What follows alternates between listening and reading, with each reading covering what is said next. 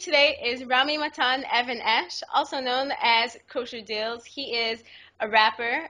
Thank you so much for joining me today. Thanks so much.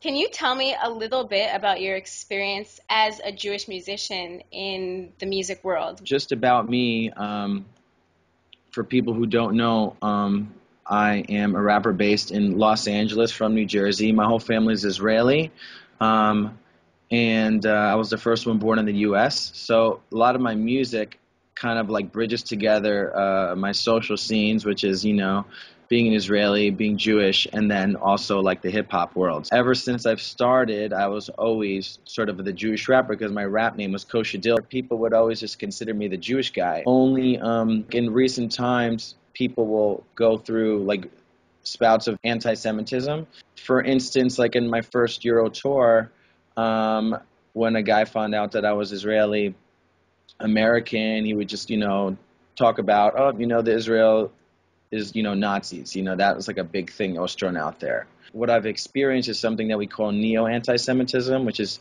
sort of anti-Semitism disguised as like, I really don't hate you. I just hate everything where your family is. What can people do to combat these waves of anti-Semitism and anti-Israel sentiment that are really affecting artists nowadays? I'll just even give you an incident of, right now I'm in Vermont. I played a festival yesterday in a town where there was maybe 72, I think there's like 74 people there.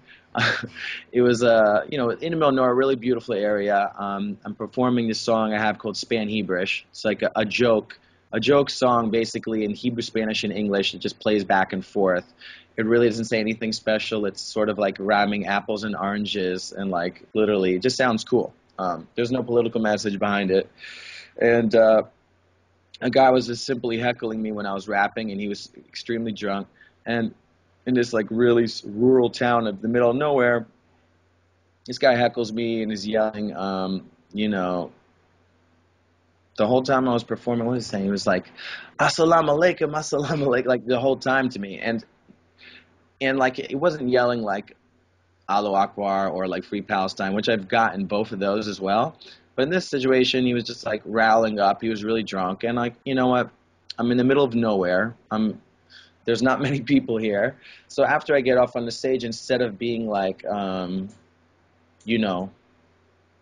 brushed off by it, I actually go and introduce myself to him and say hi and how you doing, and kind of learn a little bit about the area, and I give them a CD and I tell them about myself. It's not everyone's fault that there's anti-Semitism. I just think that the way people are raised and taught, the lack of awareness of what the issues really are in the Middle East, I think this guy's just misinformed. And if someone's misinformed, I feel it's my job to inform them, or at least be kind to them and have them, I'm not going to heal the world, but that's just one situation. It's still very shocking when I saw a picture from Matisyahu's concert, and even though his music also is not political, there was a sea of Palestinian flags. If you see in Rotterdam Reggae Festival, they have a giant sign flashing peace, but there's only one kind of flag. I mean, that echoes similarly to what happened in Europe in the 40s with the red and white and black flag that we all know what it is.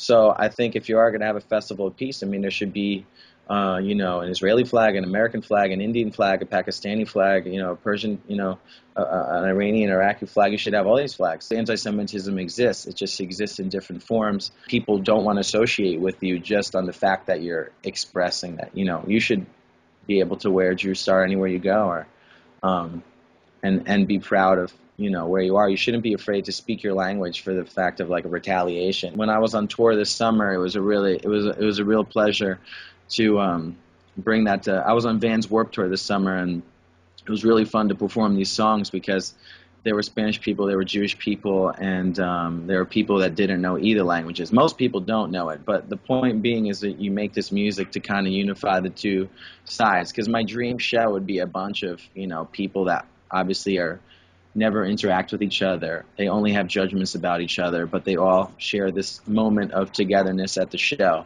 In a situation like this, Matisyahu acted with a lot of integrity and went forward. I'm proud of him for performing because, but I also wish, if it's a festival of peace, there should have been more flags. And I think that goes to show you the anti-Semitic sentiment in BDS.